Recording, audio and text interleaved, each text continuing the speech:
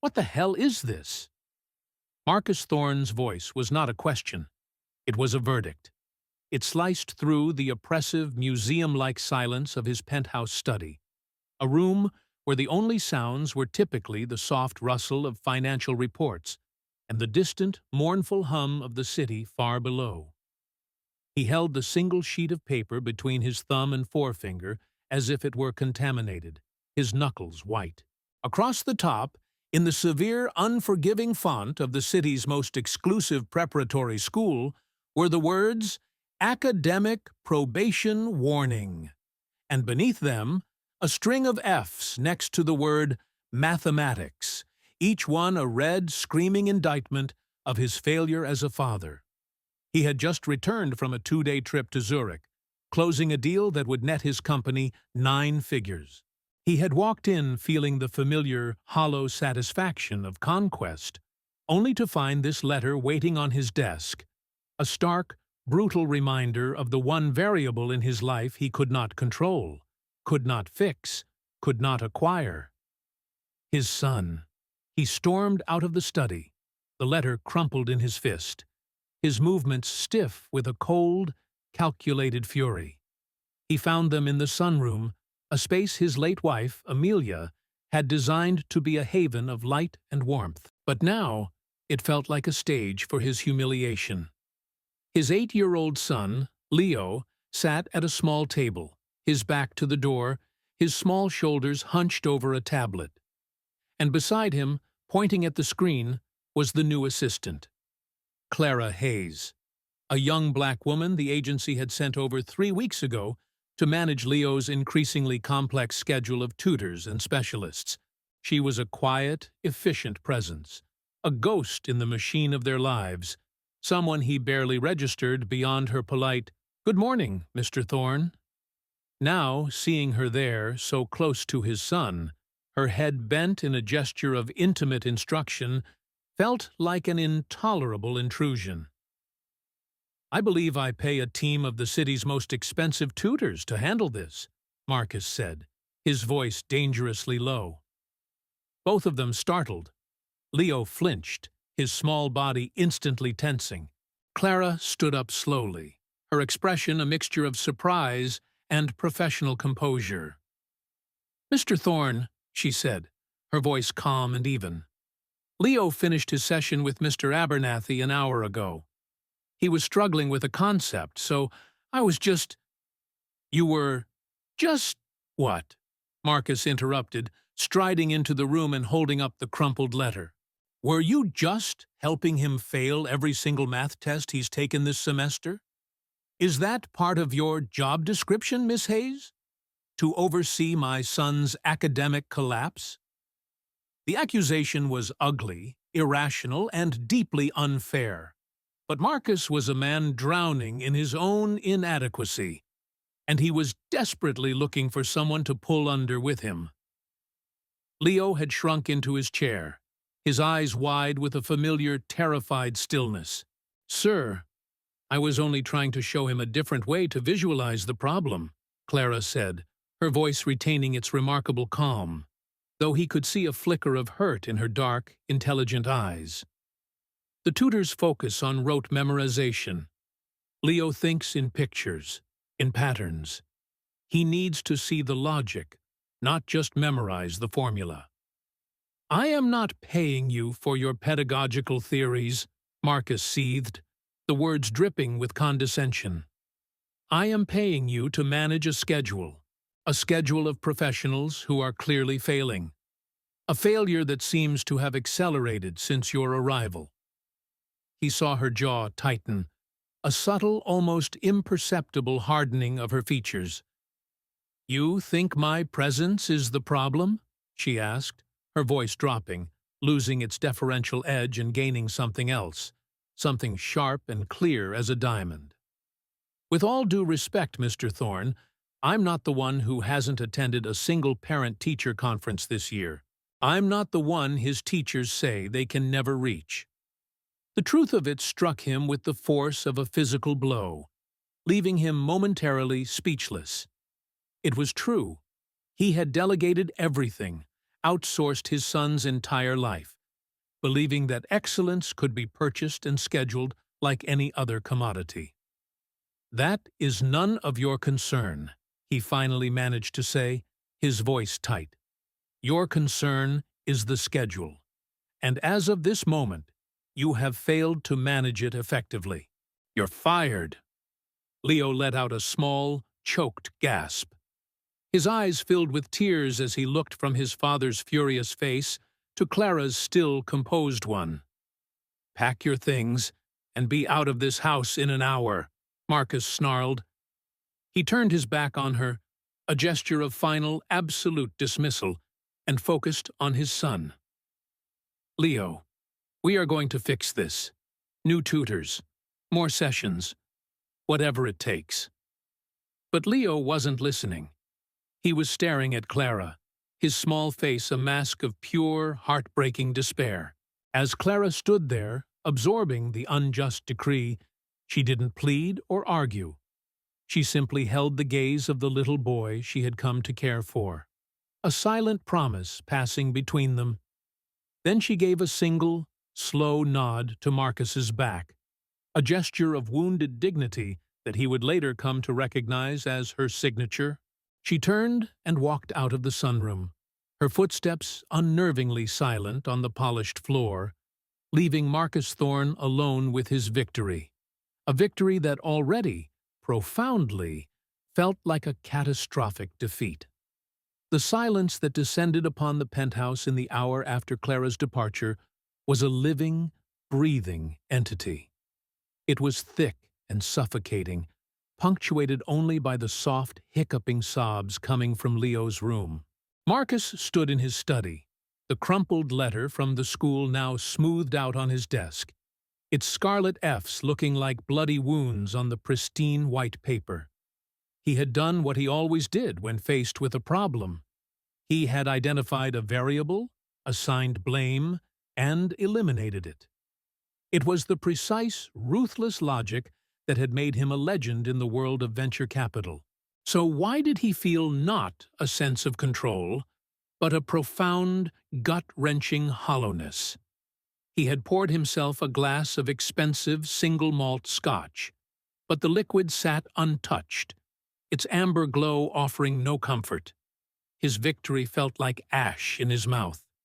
He could hear Leo's cries through the thick, soundproofed walls, a testament to the boy's misery. He should go to him. He knew that. But what would he say? He was a man who spoke the language of contracts and clauses, of profit and loss. The language of a grieving child's heart was a dialect he had long forgotten, if he had ever truly known it. The hours ticked by. The sun, which had filled the sunroom with such promise earlier, now began its slow, indifferent descent, painting the city skyline in hues of orange and bruised purple. At 6 o'clock, the penthouse's longtime cook and housekeeper, a warm, no-nonsense woman in her 60s named Beatrice, appeared at the study doorway. She did not knock. Beatrice had been with the family since before Leo was born. She had a quiet authority that even Marcus, in his most formidable moods, did not challenge. "The boy won't eat, sir," she said, her voice calm, but her eyes filled with a deep maternal concern. "I made his favorite, the macaroni and cheese with the crispy breadcrumbs. He won't even look at it." Marcus ran a hand through his perfectly styled hair, disrupting its order. "He's just upset. He'll eat when he's hungry." "With respect, Mr. Thorne," Beatrice said, stepping fully into the room, a rare breach of protocol. "This is not a simple tantrum. The child is grieving. Again." The final word hung in the air, a quiet, devastating accusation. "Miss Hayes, Clara," Beatrice continued, her voice softening. "She had a way with him. She understood his quiet. She didn't try to fill it with noise." Marcus looked up, his own eyes shadowed with a fatigue that was more soul-deep than physical. "She was an assistant, Beatrice. She was a light in this house, sir, the housekeeper corrected gently. And you've just put it out. She paused, then added, I found this in her room when I was sent to clear it out. She held out a small, leather-bound book. It wasn't a diary. It was a teacher's lesson planner. Marcus took it from her, his fingers tracing the worn, soft leather. He opened it. Inside, page after page was filled with Clara's neat, elegant handwriting. It was a meticulously detailed ad hoc curriculum she had designed for Leo. She had broken down complex mathematical concepts into a series of visual, pattern-based games. There were sketches of number lines transformed into ladders for superheroes to climb, fractions represented by slices of a pizza, geometry problems turned into blueprints for building a Lego castle. She had identified his learning style, kinesthetic and visual, and had created an entire world of mathematics that was not about numbers on a page, but about tangible, playful, logical exploration. This wasn't the work of an assistant. This was the work of a gifted, intuitive, and deeply dedicated educator. He flipped to the back of the planner. Tucked into a small pocket was a folded piece of paper. It was her transcript from her master's program in educational psychology, a program she had left, he saw, with only one semester remaining, her grades a string of straight A's. Tucked behind it was a small, faded photograph of a young boy, no older than 10, with Clara's same warm, intelligent eyes. The boy was holding up a first-place ribbon from a science fair.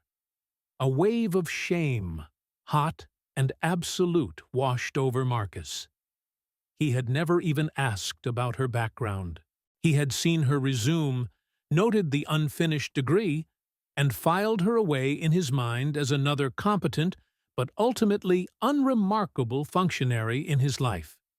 He hadn't seen the brilliance. He hadn't seen the passion. He hadn't seen the person.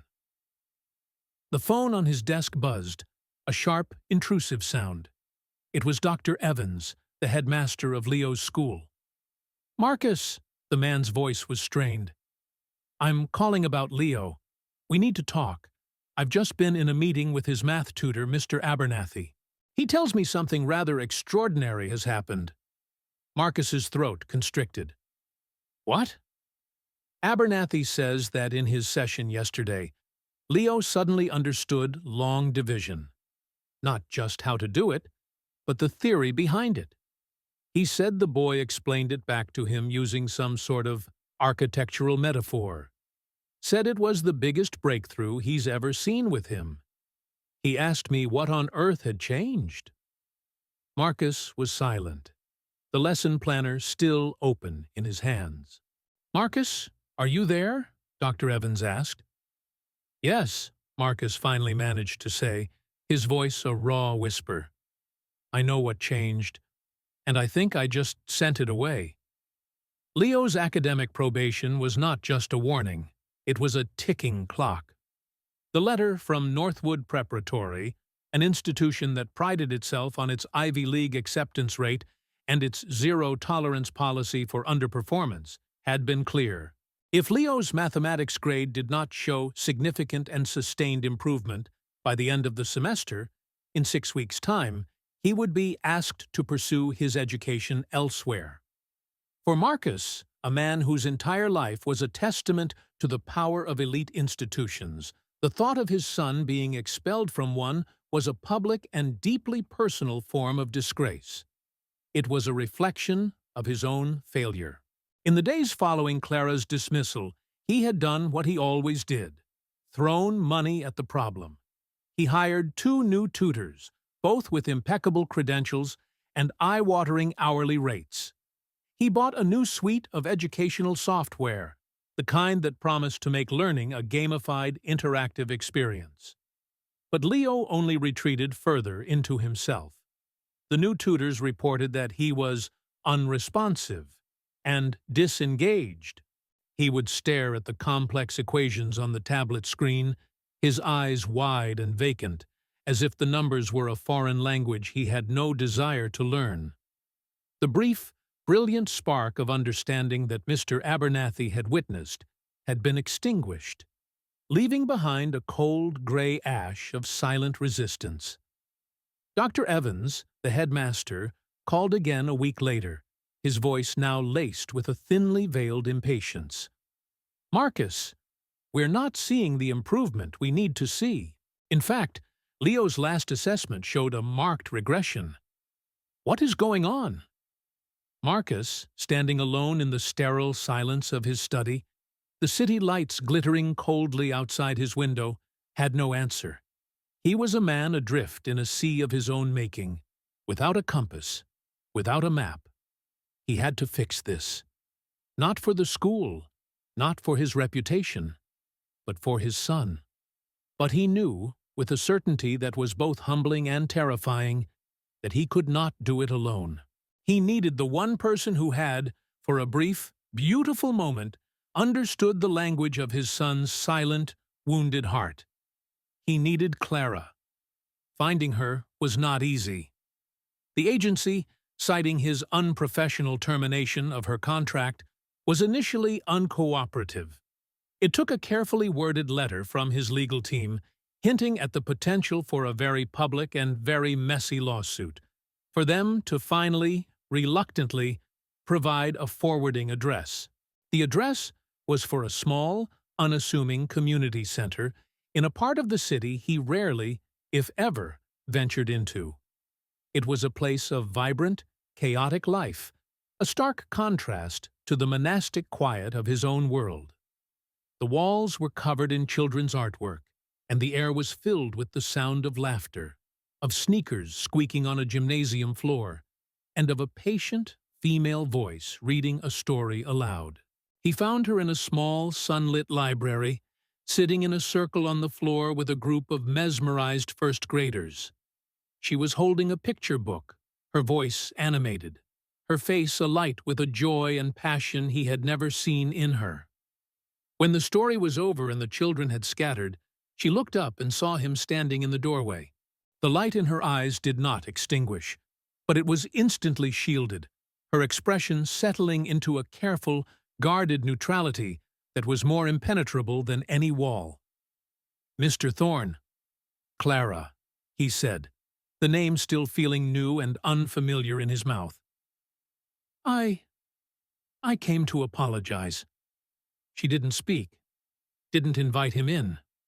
She just waited, her arms crossed in a subtle, protective barrier that spoke volumes of his past transgression. "What I said, how I acted, there is no excuse for it." "None," he said, the words coming out in a rush, a clumsy, unpracticed torrent of regret. "I was wrong." He took a ragged breath, the simple act of exhaling feeling like a monumental effort. "I saw a problem, and I looked for someone to blame. And I chose you. It was unfair, it was cruel, and it was a profound failure on my part." A flicker of emotion, perhaps surprise, perhaps a deep, bone-deep weariness passed over her face, but it was gone as quickly as it came, her mask of professional composure firmly back in place. "Leo is not doing well," he said, his voice finally breaking, the confession costing him more than any failed business deal ever had. He's failing. The school is threatening to expel him. He's retreated. He needs you." "He needs his father," she corrected, her voice soft, but not without a sharp, clean edge of truth. "He has a father who doesn't know how to reach him," Marcus admitted, the raw, unvarnished truth of it stripping away the last, tattered vestiges of his pride. "Please, come back. Not as my assistant. As his private educator. You will have full, unmitigated authority. You can design his entire curriculum. You'll have an unlimited budget for any resources you need. Name your price." Clara finally looked up, her gaze searching his, looking past the expensive suit and the desperate, extravagant offer. She was looking for the truth behind the words. for the crack in the armor, for the genuine heart of his regret. "It's not about a title or a salary, Mr. Thorne," she said, her voice impossibly calm and steady. "If I come back, it is only for him, and it will be on my terms." He nodded immediately, desperately, a wave of relief so profound it almost buckled his knees. "Anything." "One condition," she said, her voice gaining a new, unshakable firmness that he had never heard before.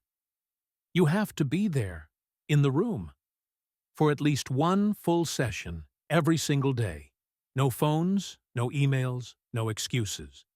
You don't get to outsource his education or his healing anymore. You have to be part of it." A long, heavy silence stretched between them. The ambient sounds of the community center, a bouncing ball, a distant shout, filtering in from the hallway. Marcus held her gaze, and for the first time since Amelia's death, he felt a flicker of something other than the crushing, monolithic weight of loss. It was a terrifying, fragile, and utterly unfamiliar hope. "I will," he said, his voice quiet but absolute. "I'll be there." Clara's return to the penthouse was not a quiet, deferential re-entry. It was a fundamental recalibration of the entire household's emotional and educational ecosystem. She arrived the next morning, not with a small, worn duffel bag, but with two large, heavy cases filled with educational tools and therapeutic equipment, geometric building blocks, a custom-designed abacus with colorful, textured beads, sensory mats, and a library of books on the history of architecture and design. She walked in not with an assistant's quiet compliance, but with the unshakable authority of a specialist taking command of a critical, time-sensitive mission. Her first meeting was not with Marcus, but with Beatrice, the housekeeper, in the cavernous, gleaming expanse of the kitchen. She laid out her terms, her voice calm and clear, but with an underlying steel that left no room for negotiation. Leo's daily schedule, which had been a chaotic patchwork of different tutors and their conflicting methods, would now be paramount. It would be rigorously structured around 90-minute, uninterrupted blocks of one-on-one instruction in the morning, followed by project-based, hands-on learning in the afternoon. The dozens of educational apps on Leo's tablet were to be removed. "He needs to interact with the physical world, not a screen," she explained. "He needs to build, to touch, to see how numbers exist in 3 dimensions." Beatrice, who had witnessed the boy's heartbreaking decline firsthand, received these directives not with resentment, but with a subtle, deeply approving nod. She had seen the state of the child. She recognized a lifeline when she saw one. The first session with Marcus was a masterclass in excruciating awkwardness. He arrived in the sunroom at precisely 9 a.m., dressed in his usual bespoke suit, looking as out of place as an orchid in a desert. He sat stiffly on the edge of a silk-upholstered armchair, a man accustomed to commanding boardrooms from a leather throne now perched uncomfortably at the edge of his son's new classroom. He watched, silent and tense, as Clara began not with numbers, but with stories. She opened a large, beautifully illustrated book on ancient Roman architecture and began to talk about the Colosseum, about arches and angles, and the mathematical genius required to build a structure that had stood for 2,000 years. Leo, who usually zoned out at the first mention of a math problem, was mesmerized. He leaned forward, his eyes wide, tracing the lines of the aqueducts with his small finger. "This is math?" Marcus finally asked, his voice a low, disbelieving murmur. "This is the why of math," Clara corrected gently, not looking at him, her focus entirely on the child. "He needs to understand the purpose before he can grasp the process."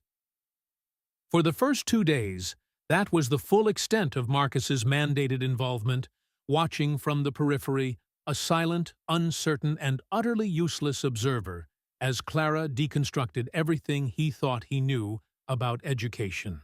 He felt a profound sense of inadequacy, a feeling so foreign and unwelcome it was almost physically painful.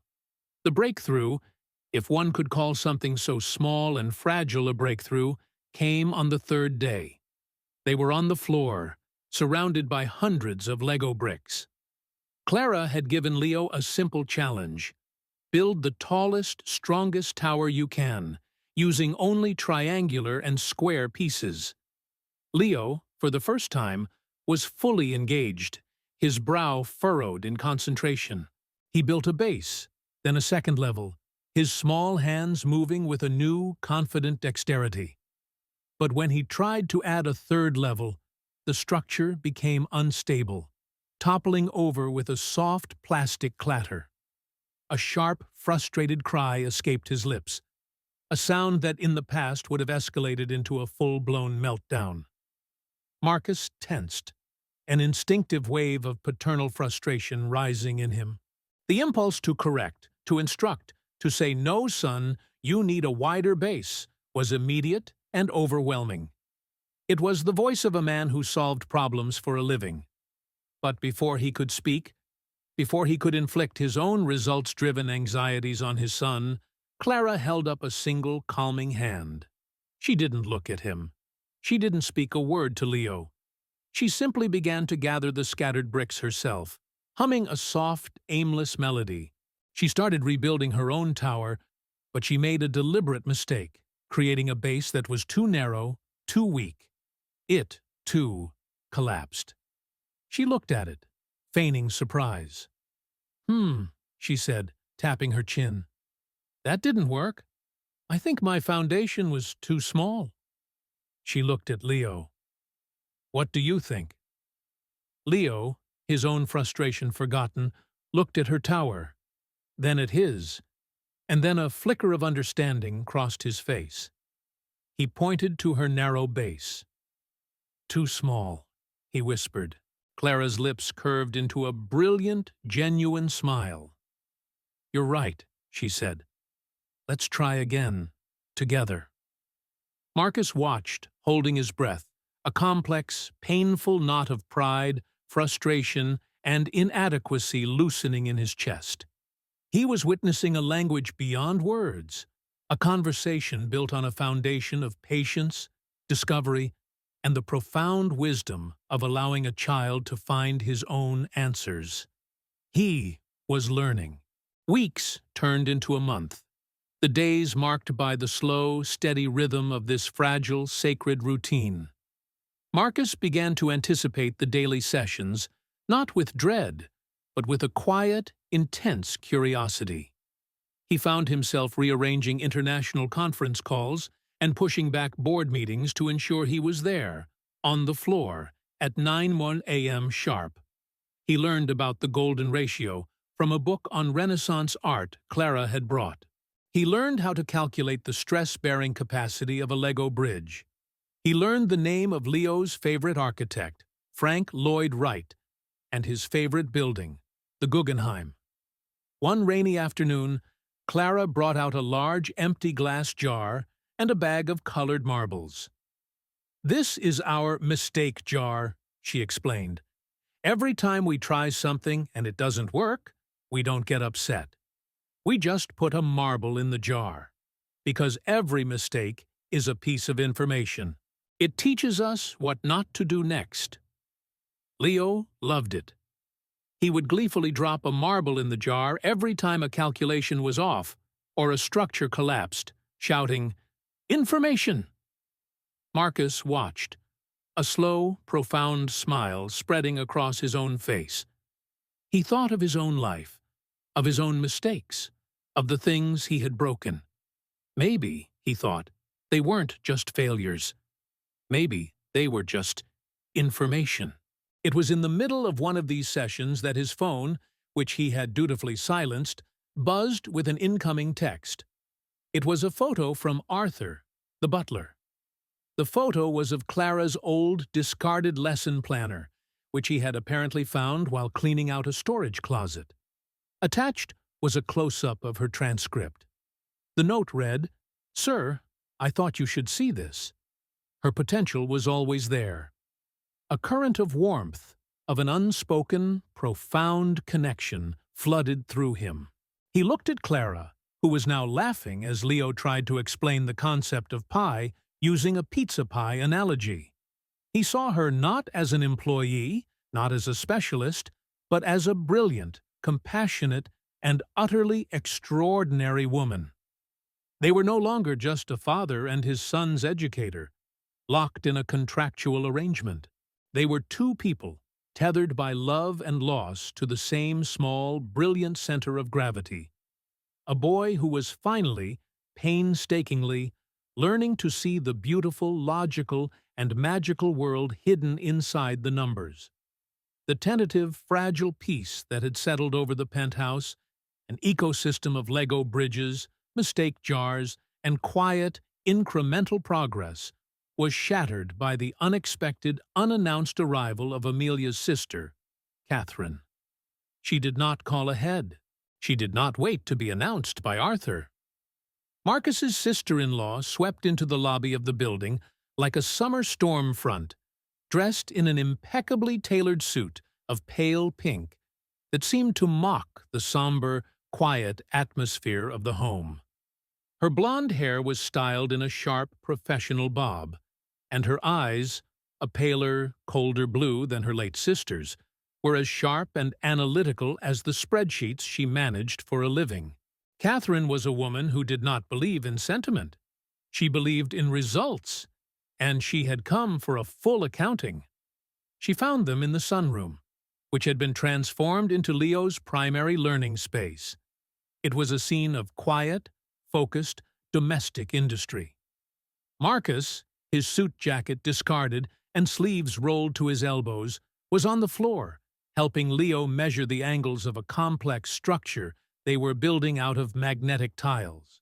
Clara knelt beside them, coaching the boy softly, her finger gently guiding his small hand toward the correct protractor marking. Catherine stopped dead in the doorway, her perfectly made-up face a mask of undisguised disapproval. The carefully maintained facade of familial politeness cracked, revealing the raw, proprietary grief that churned beneath. "Marcus, what in God's name is going on here?" she demanded, her voice dripping with an icy disdain that made the warm, sunlit air feel suddenly frigid. Her eyes flickered to Clara, appraising and dismissing her in a single, brutal glance, as one might an intrusive, unapproved line item in a budget.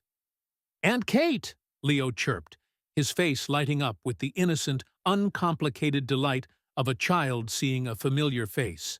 Catherine's severe expression softened for a fraction of a second as she looked at her nephew, a flicker of genuine love in her cold eyes. But the warmth vanished the instant her gaze returned to Clara, her expression hardening once more into a mask of contempt. "I was under the impression," she said, her words aimed squarely at Marcus like poisoned darts, "that you had retained the services of Mr. Abernathy, a man with a Ph.D. in mathematics education, to handle Leo's difficulties."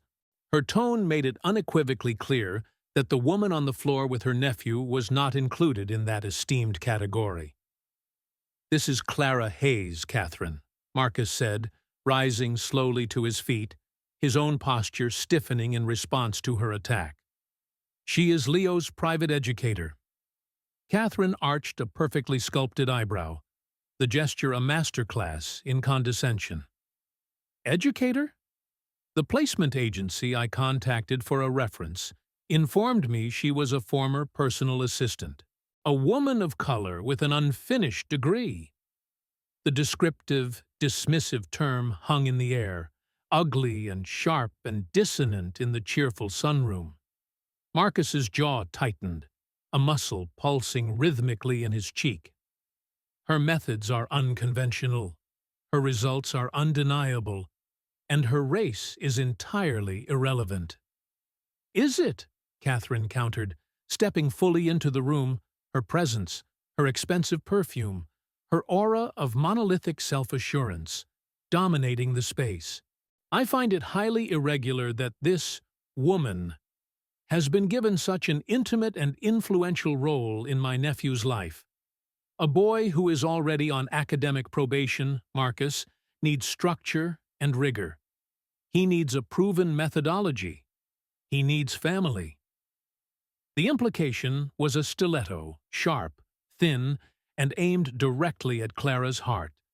Clara was not family. She was an outsider, an interloper, a temporary fixture who had overstepped her bounds. Clara, who had remained silent and still throughout this exchange, her hand resting protectively on Leo's small back, now straightened her spine. She did not rise to her feet. That would be a concession of her place on the floor with Leo, a retreat from her rightful position beside him. She simply looked up, her gaze direct and unclouded by fear. "With all due respect, Mrs. Brewster," she said, her voice quiet, but imbued with an unshakable firmness that seemed to surprise even Marcus. Leo's academic probation is the direct result of a system that failed to understand how he learns. He doesn't need more rigor. He needs more understanding. That is what I am providing. And you believe that gives you some sort of claim on him? Catherine scoffed, her lip curling in a faint, ugly sneer. I believe it gives me a deep and accurate understanding of what this child needs, Clara replied, her voice remaining level, her gaze unflinching. And right now, he needs patience and trust. He does not need a disruption caused by prejudice and a misplaced sense of academic elitism. A tense, profound silence ensued, the air in the room crackling with the electricity of unspoken histories and raw, colliding griefs. Marcus, caught between the formidable, iron will of his late wife's sister and his new, fragile but fiercely protective trust in Clara, finally found his voice, and the man who spoke was not the hesitant, grieving father of weeks past, but the decisive leader he was in the boardroom. "Catherine," he said, his tone quiet but leaving no room for negotiation or appeal. "Clara has my full and complete confidence. She stays." Catherine's eyes narrowed into slits of cold, blue fury. "Then you leave me no choice," she hissed, her voice low and venomous. "I will not stand by and watch my sister's son's future be thrown away by an unqualified, opportunistic stranger. I am a co-trustee of his educational fund. I am speaking to my lawyers this afternoon. I will file a petition to have her removed and to have his educational decisions placed under my direct supervision. We will see what a family court judge has to say about this arrangement." With that final, devastating pronouncement, she turned on her heel and swept out of the room, leaving a vortex of chilling silence in her wake. The threat hung in the air, heavy and real and immediate. Marcus ran a hand through his hair, his face pale and drawn. "She's not bluffing," he said quietly, his voice hollow with the certainty of the coming storm. "She will do it." Clara looked down at Leo, who, sensing the seismic shift in the room's emotional landscape, had crawled fully into her lap, his small face buried in the soft fabric of her shirt, his arms wrapped tightly around her waist. The world had just shrunk again, the protective walls of the penthouse closing in. The fight for Leo's future wasn't just about healing his past anymore. It was about to become a war for his present. And Clara knew, with a sudden, chilling clarity, that she was standing at the very center of the battlefield. Catherine's threat of a protracted, ugly legal battle threw Marcus and Clara into a forced, intense, and profoundly intimate alliance. The penthouse, which had just begun to feel like a space of quiet, therapeutic healing, transformed overnight into a strategic command center for a war they hadn't chosen, but were now compelled to fight.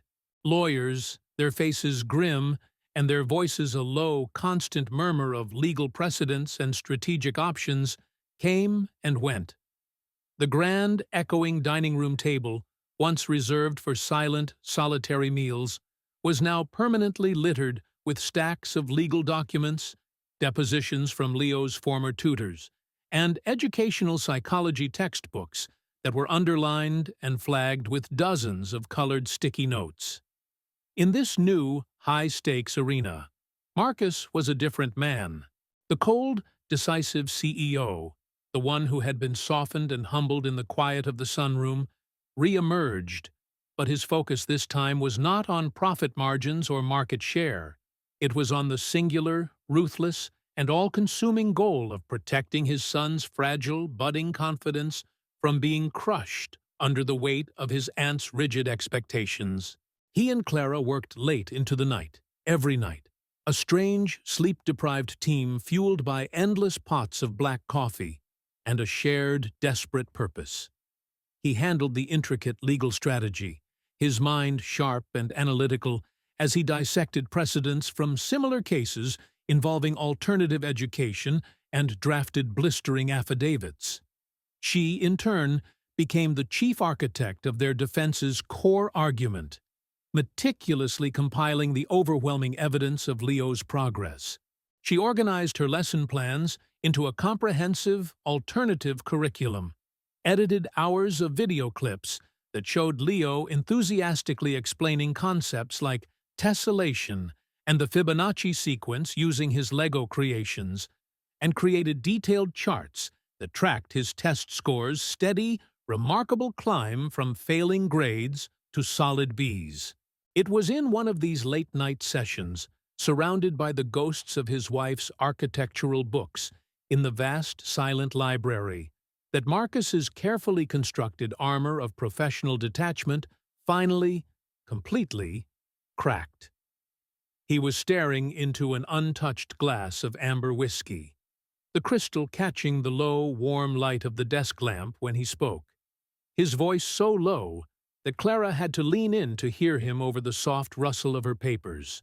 "Catherine has always seen me as inadequate," he said, the words heavy, as if he were pulling them up from a deep, dark well.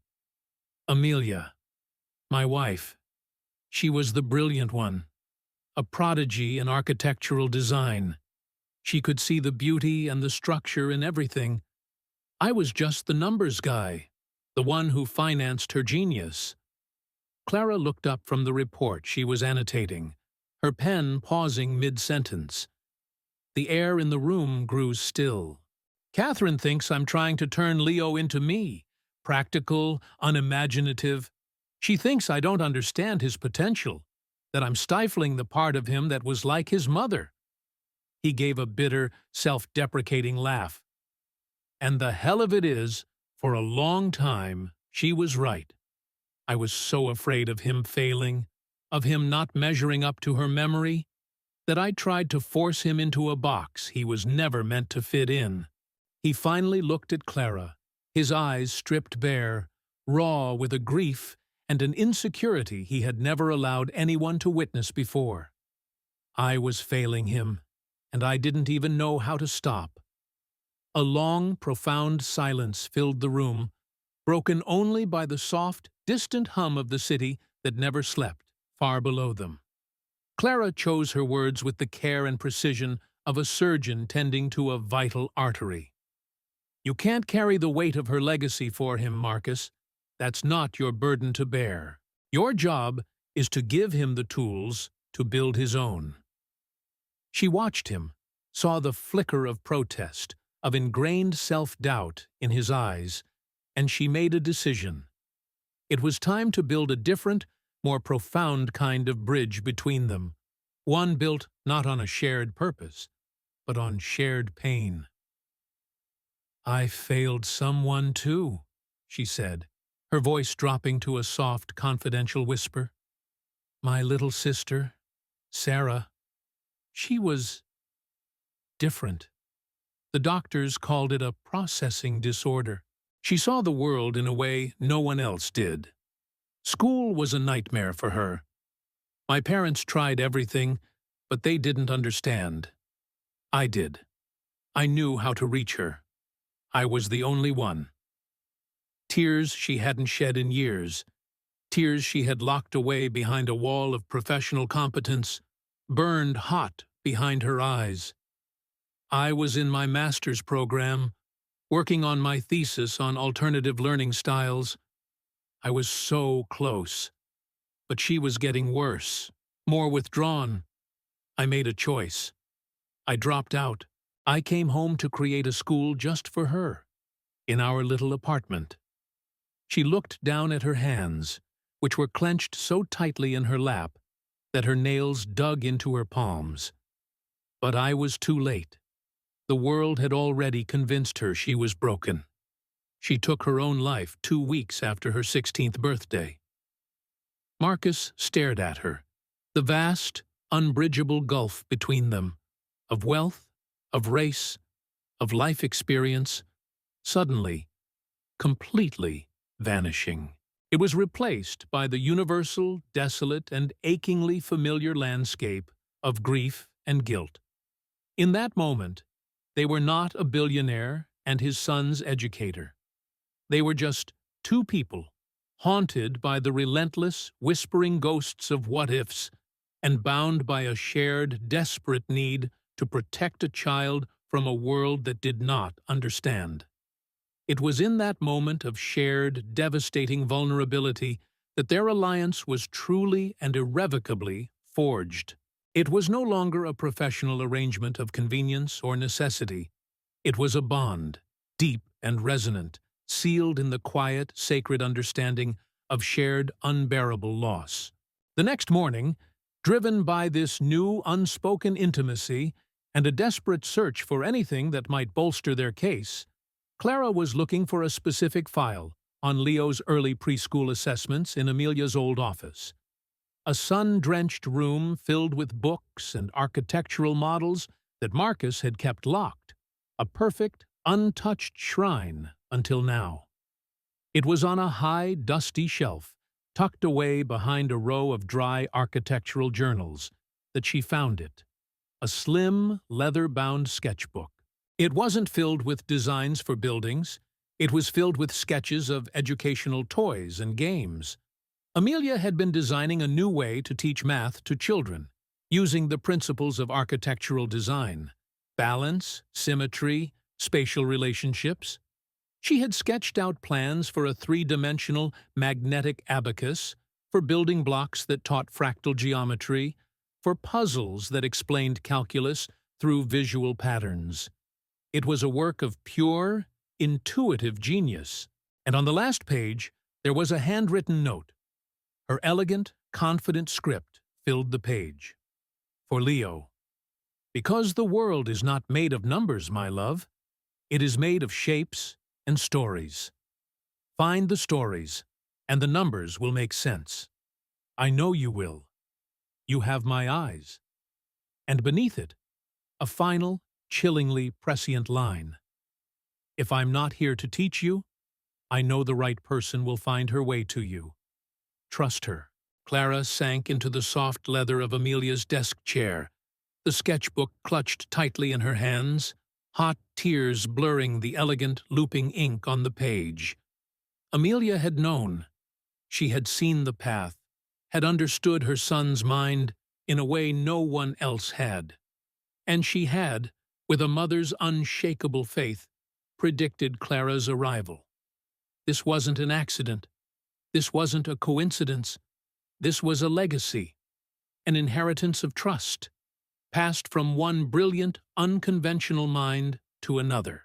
The confrontation with Catherine was not held in a sterile courtroom, but in the slightly less sterile, but no less intimidating, conference room of a high-priced family law mediator.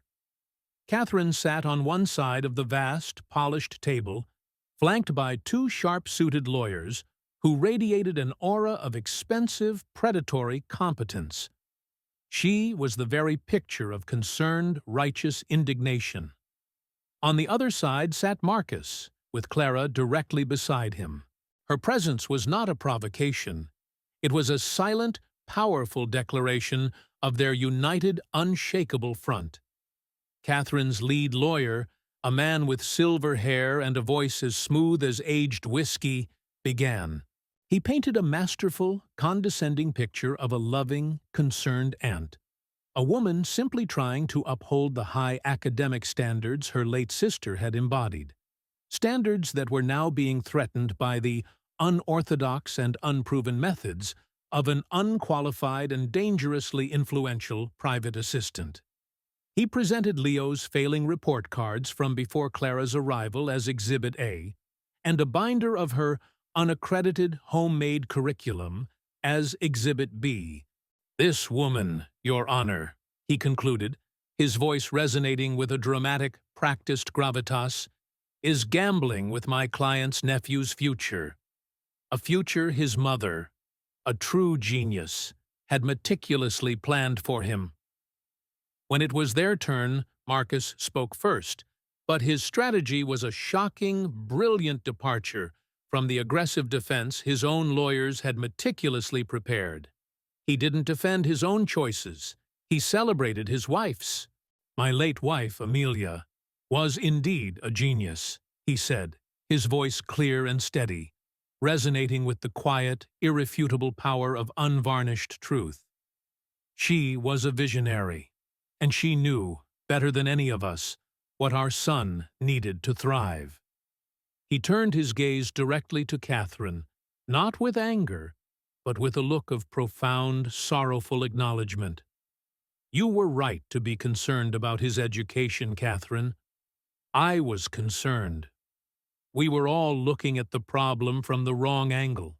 He paused, allowing the weight of his admission to settle in the silent room, then turned his body slightly, a subtle but significant gesture of inclusion and partnership toward Clara. "But then, we found the solution Amelia had laid out for us all along."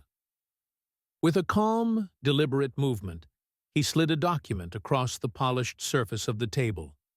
It was not a legal brief. It was Amelia's sketchbook. Catherine's lawyer picked it up with a confused frown. Catherine leaned over, her own eyes scanning the familiar, elegant handwriting and the brilliant, innovative designs. A small, sharp, involuntary gasp escaped her lips, a tiny, heartbreaking sound of shock and utter disbelief in the quiet room. "Amelia designed this," Marcus said softly. "A new way of teaching, a new way of seeing.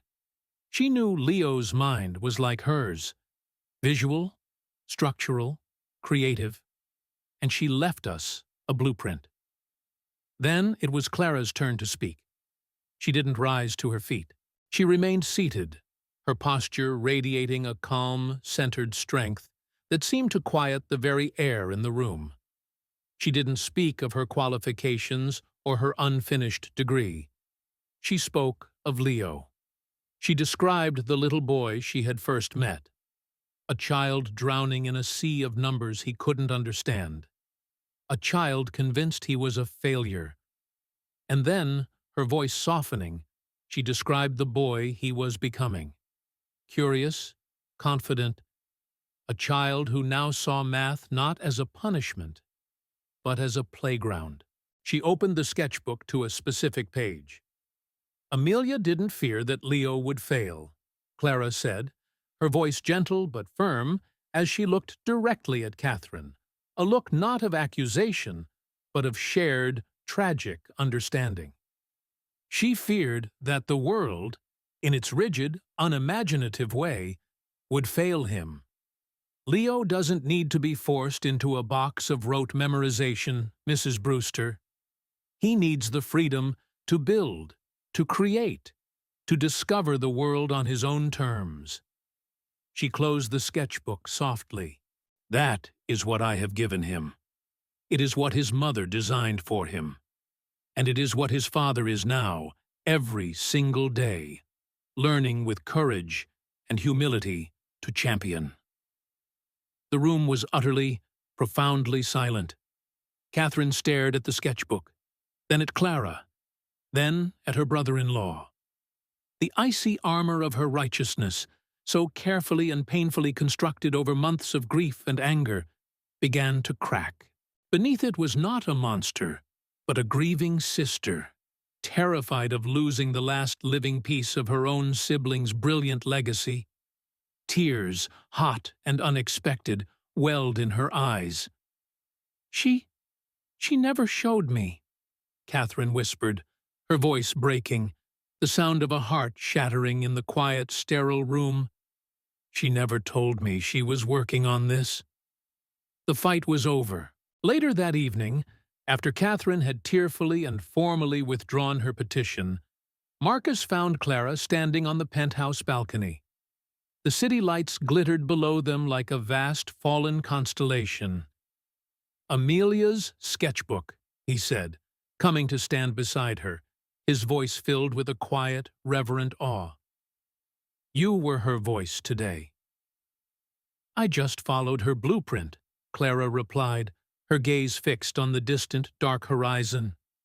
"You gave it life," he insisted. He reached out, his hand gently, tentatively, covering hers where it rested on the cool metal of the railing.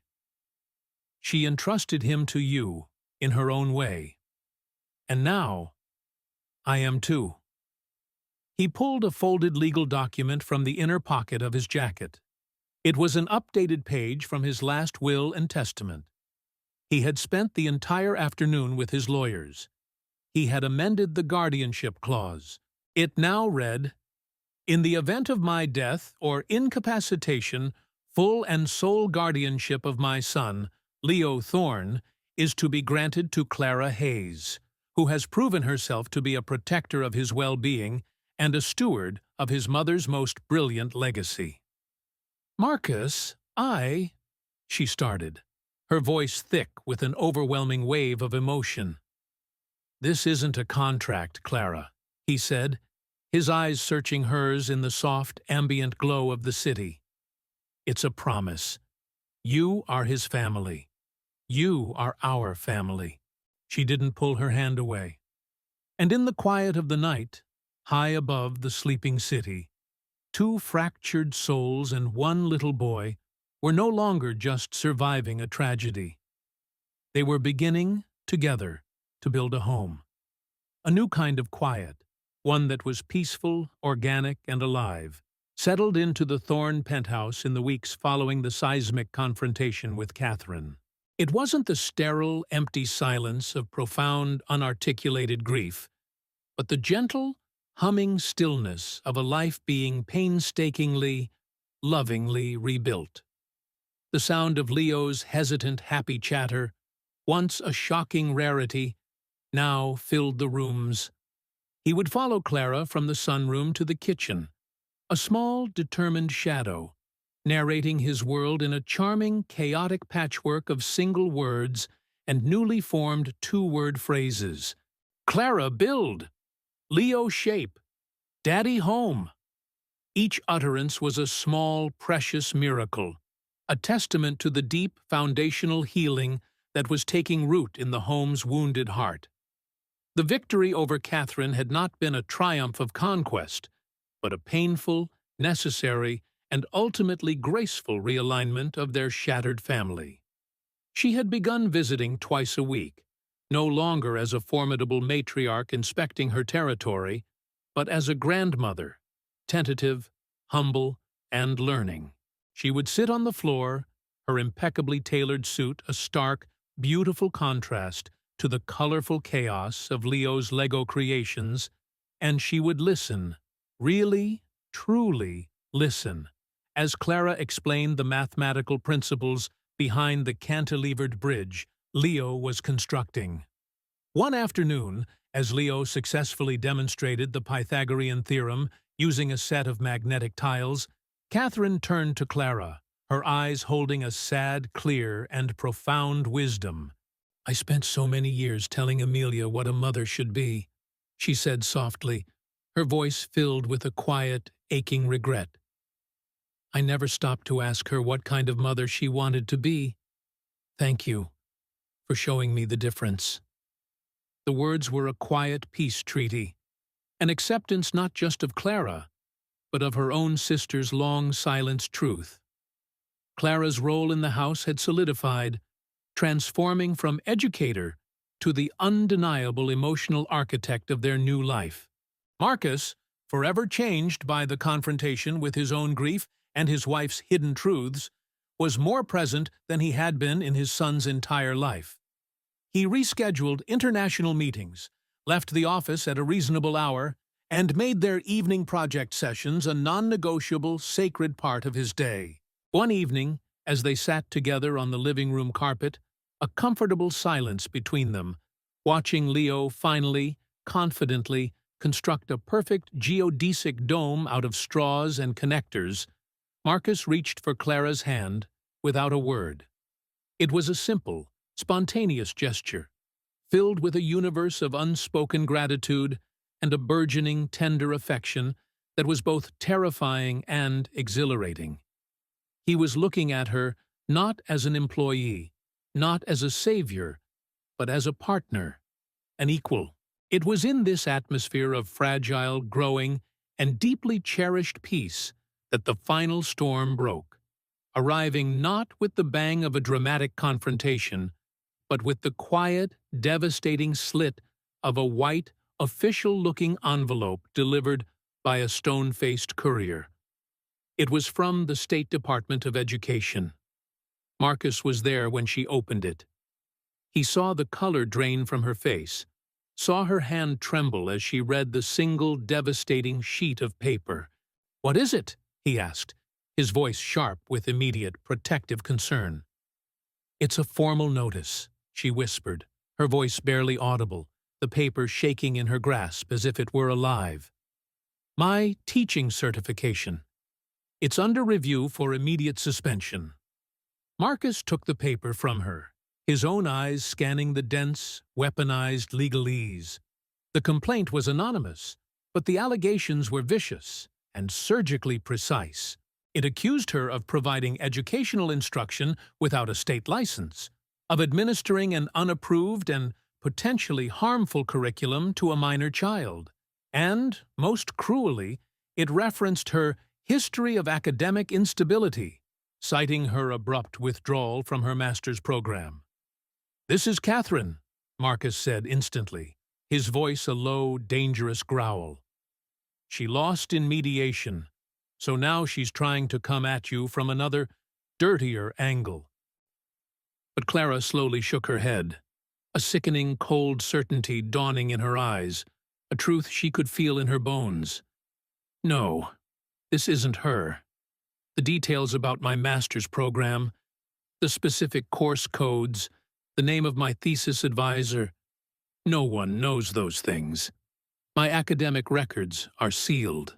No one except—" She trailed off, her mind racing back to the very beginning, to the faceless bureaucracy of the placement agency, to the exhaustive, invasive background checks, the confidential files she had been required to submit.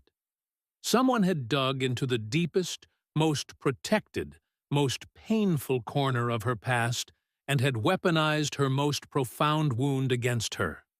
The fight wasn't over. It had just found a new, more cruel and personal battlefield. They weren't just trying to take Leo away from her anymore.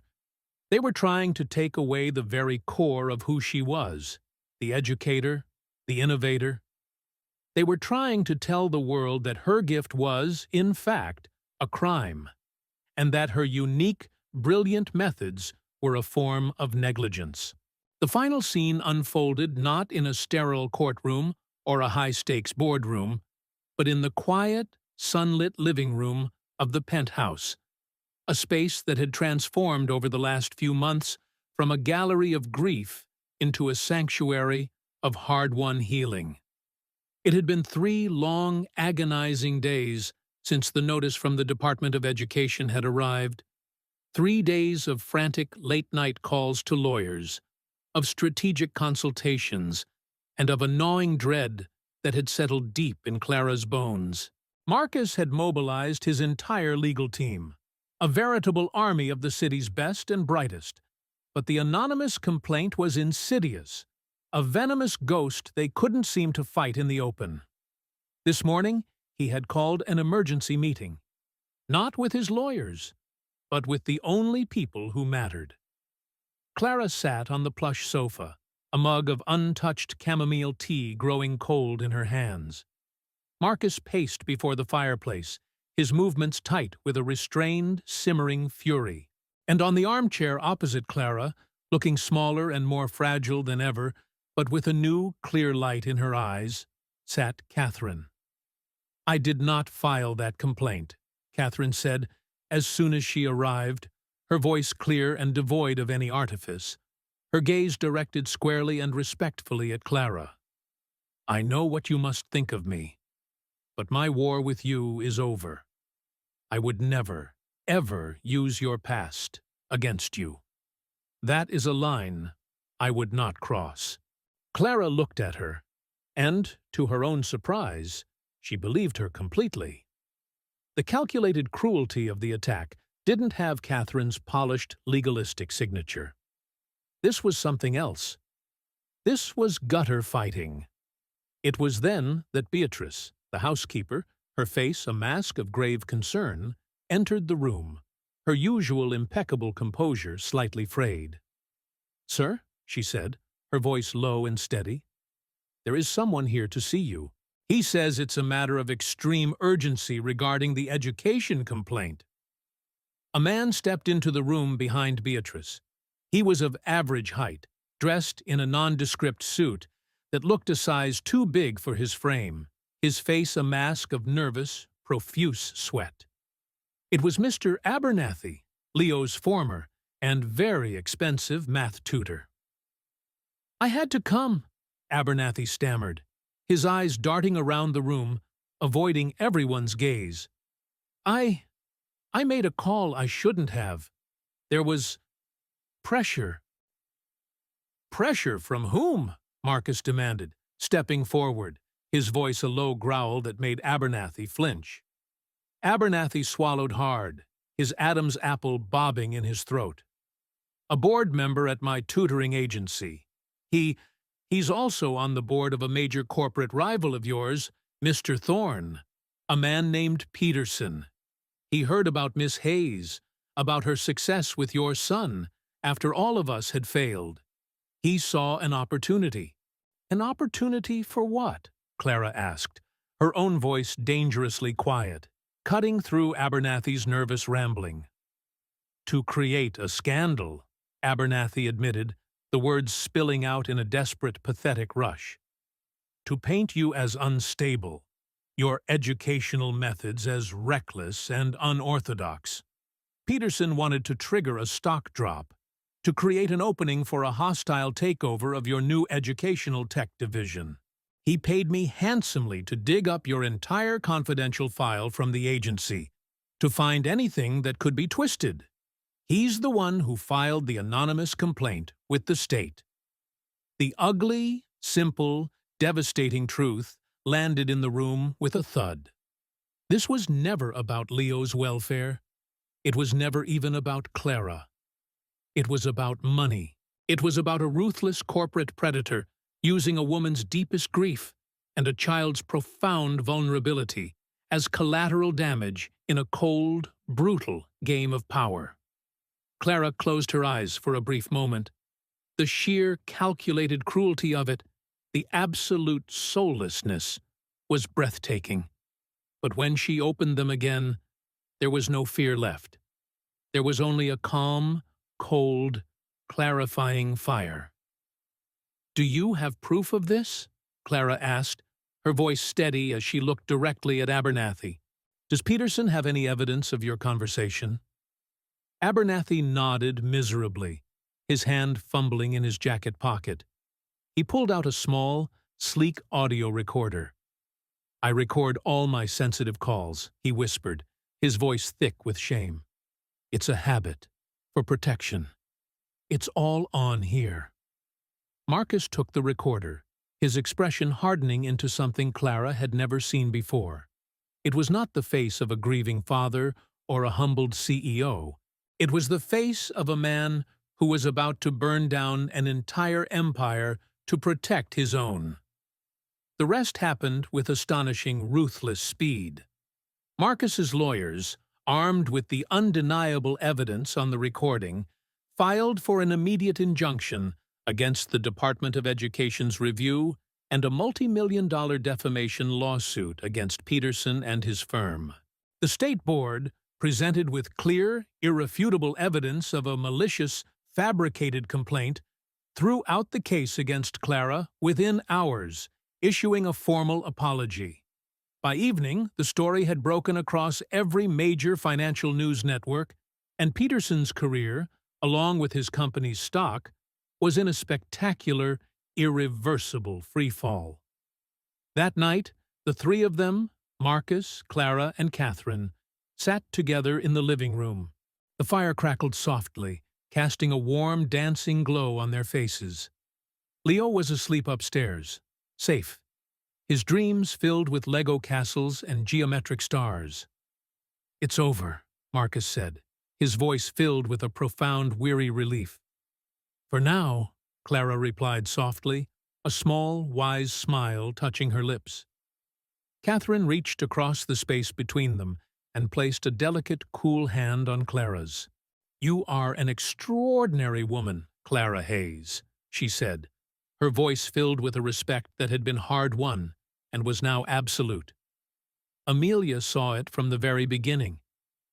Marcus stood and walked to the window, looking out at the glittering, indifferent city. "This house," he said, his voice thick with an emotion he no longer tried to hide. "It was just a structure, a beautiful, empty shell. You filled it. You brought the light back in." He turned to face her, his eyes shining with a love that was raw, real, and undeniable. "I know this isn't how these things are supposed to go. I know I don't deserve a second chance. But I can't imagine this life, my life, Leo's life, without you in it." Clara stood, her heart so full it felt like it might break. She walked toward him, and this time when he reached for her, she didn't hesitate. He pulled her into an embrace that was not about gratitude or relief, but about a profound, quiet, and deeply earned love. "You didn't just teach him math," Marcus whispered into her hair. "You taught me how to live again." A year later, on a warm spring afternoon, a small, intimate group gathered in the penthouse's newly renovated rooftop garden. Greenery bloomed everywhere, a vibrant, fragrant testament to life's stubborn, beautiful persistence. Leo, now at the top of his class in mathematics and design, chased a monarch butterfly across the soft green grass, his laughter a bright, clear sound against the blue sky. Marcus, holding a small, open velvet box, knelt before Clara. Catherine stood by, dabbing her eyes with a silk handkerchief, her smile genuine and bright. "Clara Hayes," Marcus said, his voice clear and full of a joy that was once unimaginable. "You came into my life to care for my son. Instead, you saved us both. Will you be my wife? Will you officially be our family?" And Clara, her face wet with happy tears, looked from the man she loved to the little boy who had become her heart, and gave the only answer possible. Yes. The house was no longer silent. It was filled with laughter.